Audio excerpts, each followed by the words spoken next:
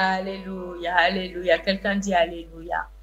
Quelqu'un dit alléluia. Quelqu'un juste lève les mains. Juste concentre-toi sur ton cœur, sur ton esprit, sur Dieu qui est là.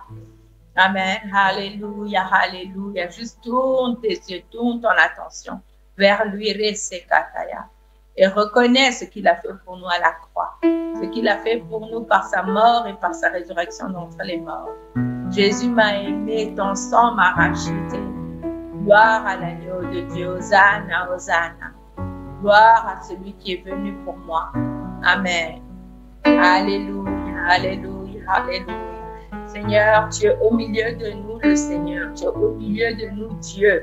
Tu es au milieu de nous, le Rédempteur. Tu es au milieu de nous, notre espérance. Tu es au milieu de nous, notre vie.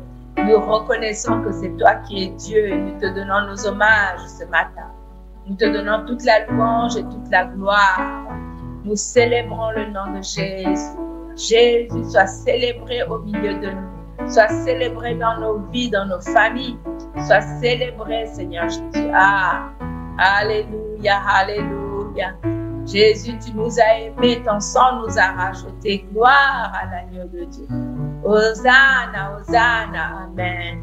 Tu mérites toute la gloire, toute notre attention, Seigneur. Amen, amen, amen, amen. Gloire à toi, Seigneur. Nous nous donnons à toi, nous nous donnons à toi ce matin. Amen, amen, amen. Merci pour ta présence. Merci pour l'onction. Merci, Seigneur Jésus. Amen. De toute éternité, tu as préparé ce plan. De toute éternité, il a préparé comment sauver l'homme qu'il avait créé et qu'il aimait, et avec lequel il voulait une relation intime, une relation personnelle, vivante, vibrante, pleine de feu, pleine d'amour. Amen. Alors il a payé le prix. Dites avec moi, Dieu a payé le prix pour moi. Amen. N'oublie jamais ça. Et ça te donne ta valeur. Ça te donne ta valeur. Peu importe ce que les gens disent à ton propos, peu importe ce que tu perçois, peu importe s'il y a des gens qui ne t'estiment pas, rappelle-toi que Dieu lui-même a payé le prix pour toi. Et c'est ça ta valeur. C'est le prix que Dieu a consenti à payer pour ta vie qui t'accorde ta valeur. C'est pas la famille dans laquelle tu es né. Amen. C'est pas la réussite professionnelle, la réussite académique, la réussite sociale, d'accord, qui te donne ta valeur. Tout ça, c'est des choses qui sont intéressantes, qui sont des bénédictions. Mais même si tu n'avais pas tout ça, ta valeur intrinsèque, ta valeur finale, c'est le sang de Jésus qui t'a racheté. Amen.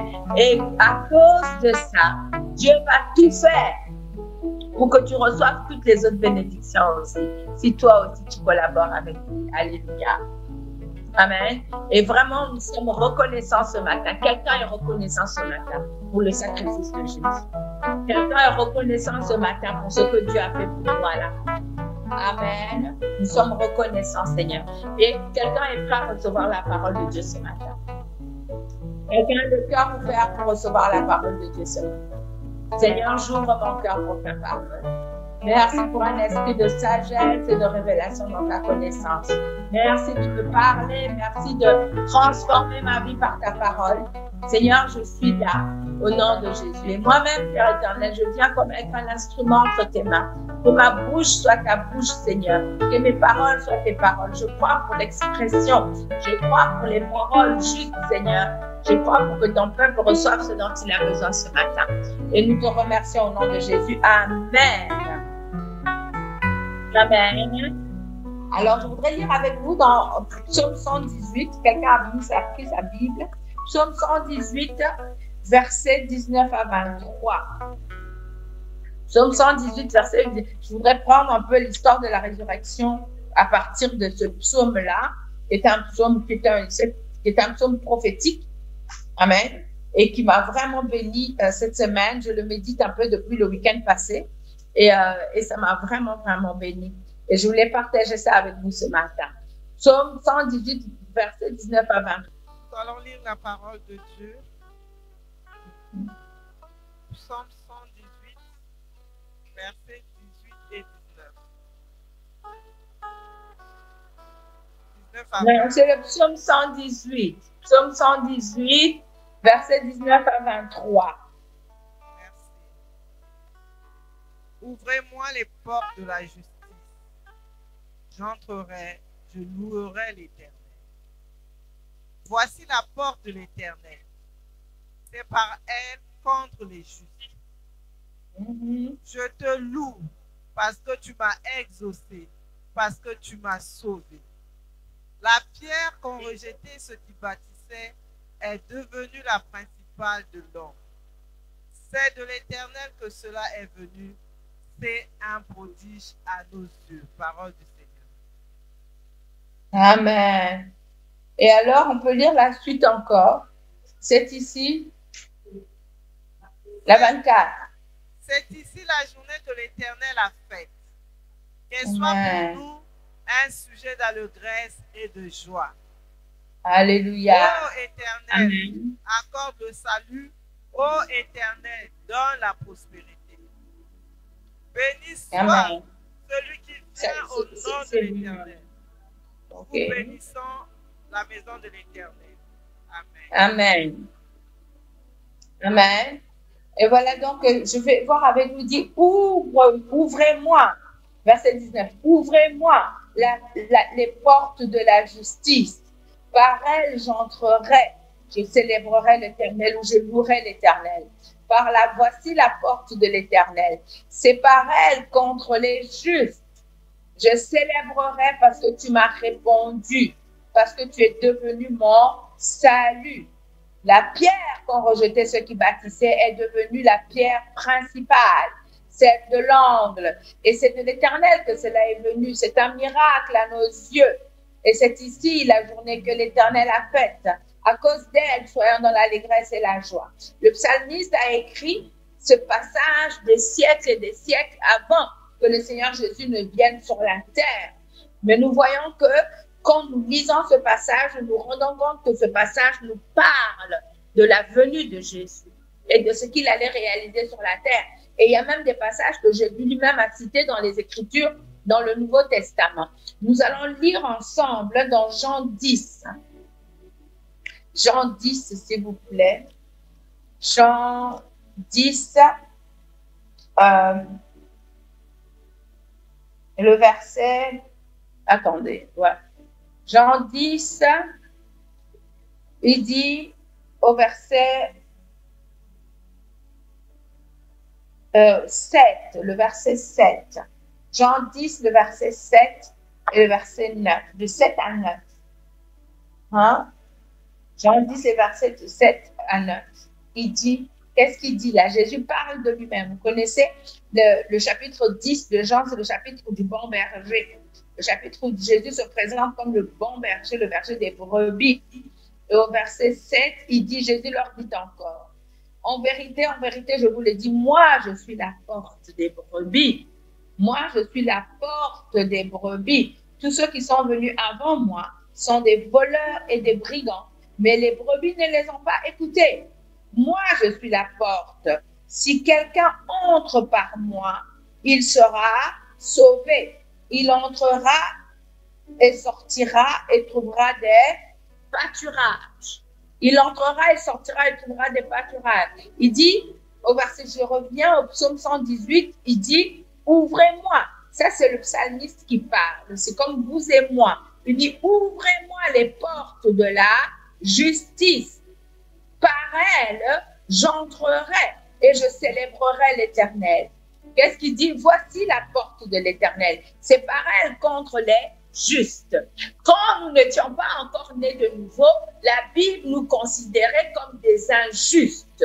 La Bible nous considérait comme des gens, des pécheurs, des gens qui n'avaient pas accès à cet endroit où nous pouvons célébrer le Seigneur, cet endroit où nous pouvons louer le Seigneur, cet endroit où nous pouvons communier avec le Seigneur. C'est ainsi que le psalmiste prophétiquement crie, ouvrez-moi les portes de la justice. Il dit, par elle, quand les portes de la justice peuvent s'ouvrir pour moi, je suis libre de rentrer et de célébrer, de louer l'Éternel. D'accord? Et alors, il présente, voici la porte de l'Éternel. C'est par cette porte-là que rentrent les justes.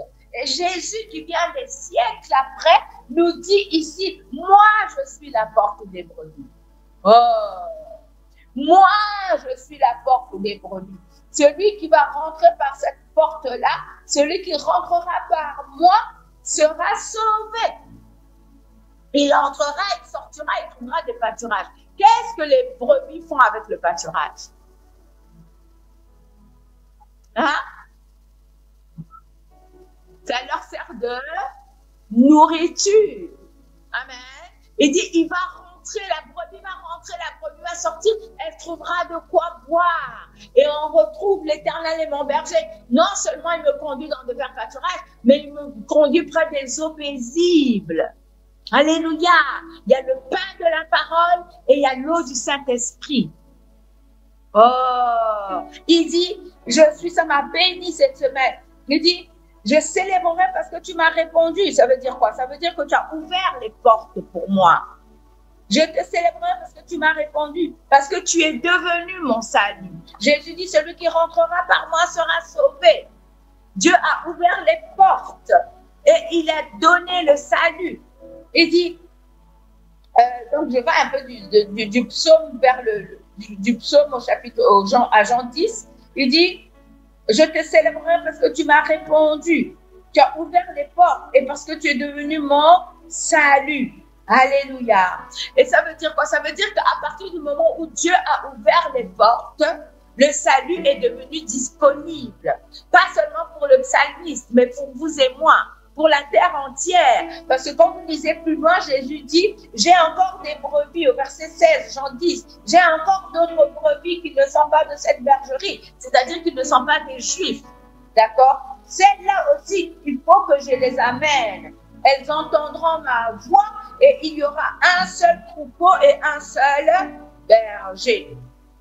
Et il dit au verset 17, le Père m'aime. Pourquoi? Parce que je donne ma vie afin de la reprendre. Personne ne me l'ôte, mais je la donne de moi-même. J'ai le pouvoir de la donner et j'ai le pouvoir de la reprendre. Tel est l'ordre que j'ai reçu de mon Père.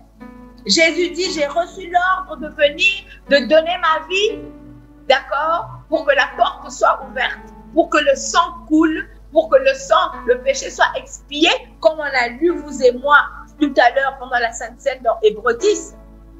Hein? Il dit quoi? Il dit, voilà, j'ai offert une fois mon sang et je vais les rendre parfaits à perpétuité. C'est comme ça que je vais amener toutes les brebis dans la bergerie de mon Père. D'accord? Dieu a fait ce grand travail et nous devons comprendre qu'il l'a fait pour toujours. Que rien ni personne ne peut nous arracher notre salut. Parce que le sang parle pour toujours. Le sang ne cessera jamais de parler. Une fois que tu as prêté allégeance, une fois que tu as décidé de croire dans le sacrifice de Jésus à la croix, le sang de Jésus parlera toujours en ta faveur. Amen. Même quand tu es infidèle, Dieu reste fidèle. Dieu ne renie pas sa parole. C'est une grande nouvelle, mes amis. Amen. Et il dit la pierre qu'ont rejeté ceux qui bâtissaient.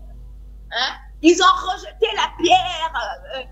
Ils bâtissaient. Il parle ici principalement des sacrificateurs qui étaient en poste à Jérusalem quand Jésus est venu. Ils étaient en train de bâtir, mais ils bâtissaient sans Dieu. Parce que quand Dieu a envoyé la pierre principale qui devait tenir l'édifice, ils n'ont pas reconnu cette pierre. Ils ont rejeté cette pierre. Ils l'ont rejeté jusqu'à tuer. Amen. Jusqu'à vouloir détruire complètement cette pierre. Mais Dieu dit, vous l'avez rejetée, mais c'est elle la pierre principale. Elle est devenue la pierre principale. Amen. Elle est la pierre angulaire. C'est la pierre qui permet de tenir le bâtiment d'un côté et de l'autre. Elle est à l'angle. Et quand il n'y a pas de pierre à l'angle, le bâtiment ne peut pas tenir. Alléluia. Il dit, elle est devenue la pierre angulaire. Hein? La pierre de l'angle. Et c'est Dieu qui l'a fait. Le diable ne pouvait pas imaginer. Alléluia. Que Dieu, voyant qu'il ne pouvait pas lui-même faire alliance avec l'homme, Parce que l'homme n'était pas fiable.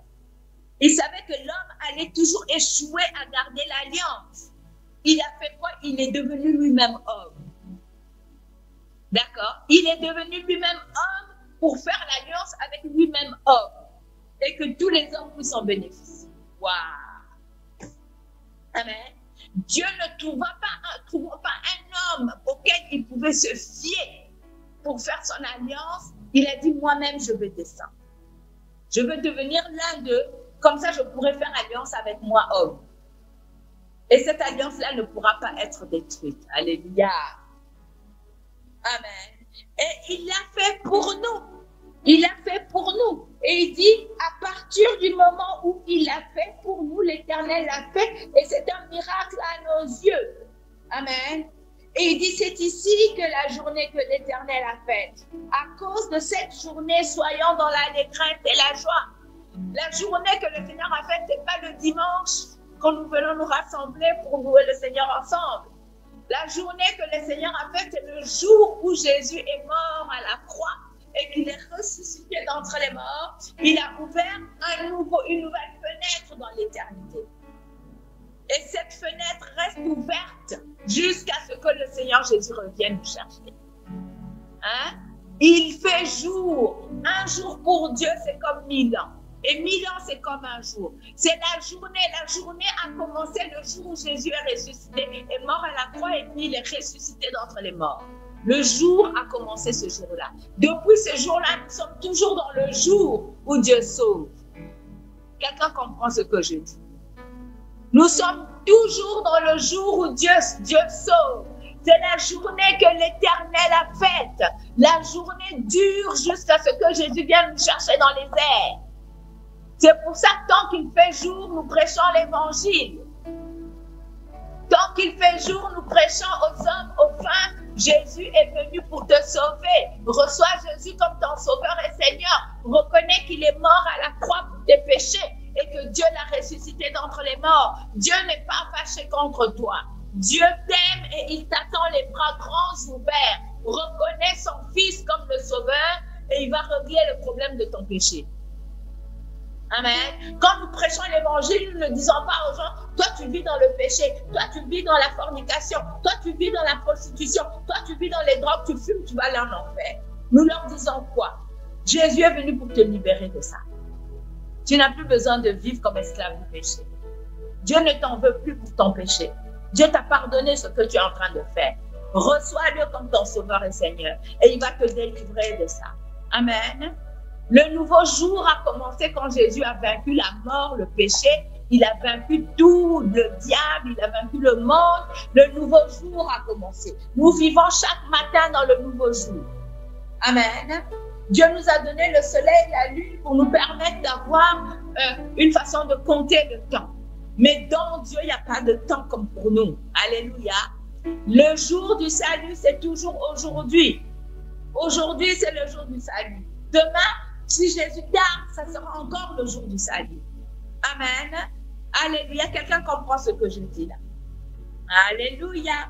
Amen, amen. Il dit, la pierre qu'ils ont rejetée est devenue la principale, celle de l'angle. Amen. Tout ce qu'il a fait, c'est pour nous qu'il a fait. Et nous pouvons encore rentrer dans la porte. Jésus est la porte. Qu'est-ce que c'était? Il disait, ouvrez-moi la porte de la justice. Pourquoi il parle de la justice? Comme je vous ai dit au début, c'est parce qu'il sait que si nous ne sommes pas justes, ça veut dire que nous sommes encore dans le péché. Ça veut dire que nous sommes encore les anciennes créatures que nous étions. Et en étant comme ça, nous ne pouvons pas rentrer dans la présence de Dieu. Je ne suis pas sûre que le psalmiste qui disait ces choses comprenait vraiment ce qu'il disait. Mais Dieu qui les mis à inspirer comprenait ce qu'il disait. Amen. Il dit, les portes de la justice doivent être ouvertes. Ça veut dire quoi? Jésus doit être immolé. Hein? Son corps, c'était un peu comme le voile qui devait être déchiré pour nous. Et au travers de cette porte-là, la justice devenait nôtre. Amen. Il a été cloué à la croix. Et nous, quand nous passons par le fait qu'il a été blessé pour nous, ce sang vient sur nous et nous justifie. Et son corps est devenu comme la porte de notre justice. Alléluia. Amen. Il dit, Les portes de la justice de Dieu ont besoin de nous être ouvertes. Il dit pourquoi voici la porte de l'Éternel, c'est pareil contre les justes. Les justes rentrent par la porte de la mort et de la résurrection de Jésus. Alléluia. Les justes rentrent par la porte de la mort et de la résurrection de Jésus. La justice ne peut s'acquérir qu'en Jésus seul. C'est pour ça qu'il a dit, je suis la porte des brebis. D'accord? Celui qui rentre par moi sera sauvé. D'accord? Si quelqu'un entre par mon sacrifice et ma résurrection, il sera sauvé. Et dès qu'il est sauvé, il pourra entrer et sortir dans la présence du Père. Il va trouver de quoi manger et il aura le Saint-Esprit. Il va redevenir un avec le Seigneur. C'est l'évangile, mes amis. La résurrection, c'est l'évangile. Amen. Tout l'exercice de la passion jusqu'à la mort, à l'ensevelissement et la résurrection du Seigneur, c'est le mystère de l'évangile. C'est pour ça que la Bible dit que l'évangile est une puissance de Dieu pour quiconque croit. D'accord? Pour les Juifs, parce que c'est à eux qu'on a prêché ça en premier, et pour les païens que nous étions. Alléluia. Et grâce à cela, nous sommes devenus un peuple. Nous qui n'étions rien, nous qui n'avions pas de Dieu. Amen. Je suis assez interloquée par tous ces mouvements d'Africains qui disent oui, le christianisme, c'est la religion des Blancs. Nous, on a nos propres dieux. Nos propres dieux, là, depuis le temps qu'ils nous connaissent, là. Pourquoi ils ne nous ont pas sauvés? Pourquoi on est toujours là?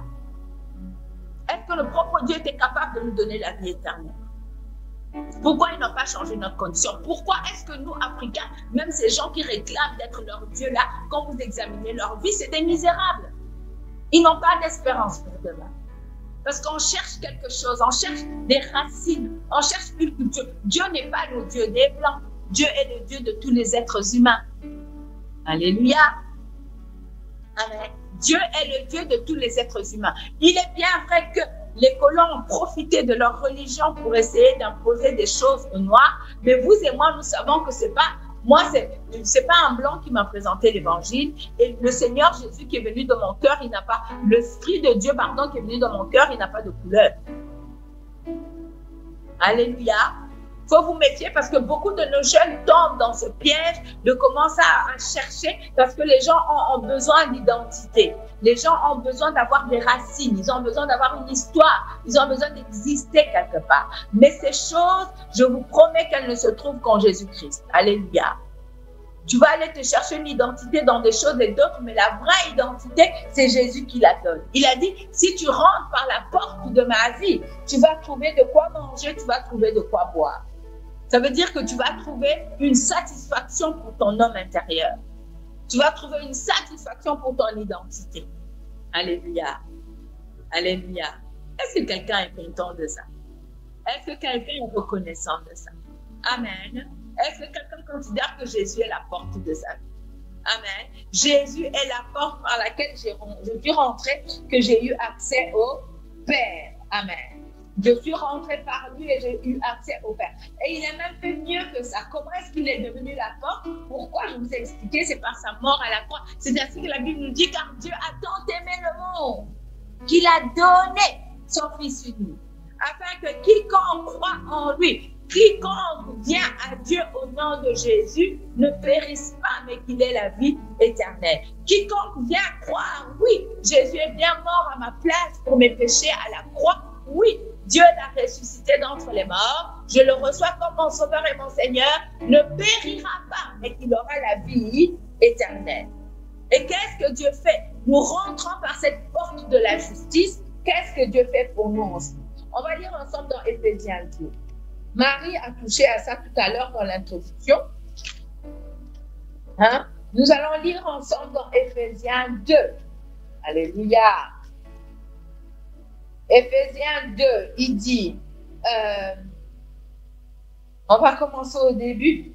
Il dit, pour vous, vous étiez morts par vos fautes et par vos péchés dans lesquels vous marchiez autrefois, selon le cours de ce monde, selon le prince de la puissance de l'air, cet esprit qui agit maintenant dans les fils de la rébellion. Nous tous aussi, nous étions de leur nombre et nous nous conduisions autrefois selon nos convoitises charnelles. Nous exécutions les volontés de notre chair et de nos pensées, et nous étions par nature des enfants de colère comme les autres. Ça, c'était quand on était de l'autre côté, du mauvais côté de la porte. Alors, verset 4. Alléluia. Mais Dieu, quelqu'un dit, mais Dieu est riche en miséricorde. Dieu est riche en miséricorde. Et à cause du grand amour dont il nous a aimés, nous qui étions morts par nos fautes, qu'est-ce qu'il a fait? Il nous a rendus à la vie avec le Christ. D'accord? Dieu, quand Jésus est revenu à la vie, Dieu nous a rendus à la vie. Je ne parle pas simplement de la vie sur la terre, je parle de la vie qui parle d'une communion avec Dieu. Dieu, il nous a rendus à la vie, ça veut dire que spirituellement, il nous a fait revivre. Il nous a donné le Saint-Esprit. C'est par grâce que vous êtes sauvés. Il nous a fait quoi? Verset 6. Il nous a...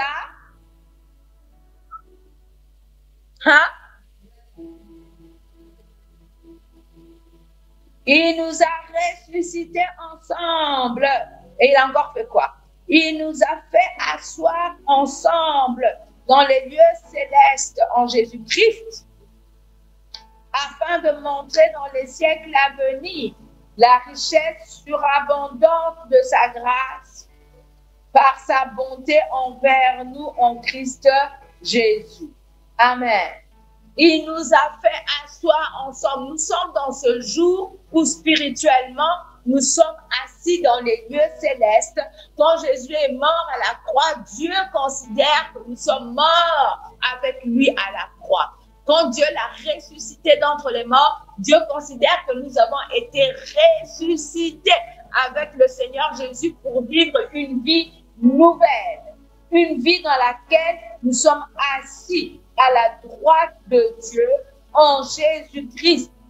Dieu l'a fait pour montrer dans les siècles à venir sa grâce surabondante envers nous et sa bonté, son amour. Sa bonté, son amour, sa bienveillance envers nous, c'est ce que Dieu a montré à Moïse quand Moïse lui a dit « Fais-moi voir ta gloire ».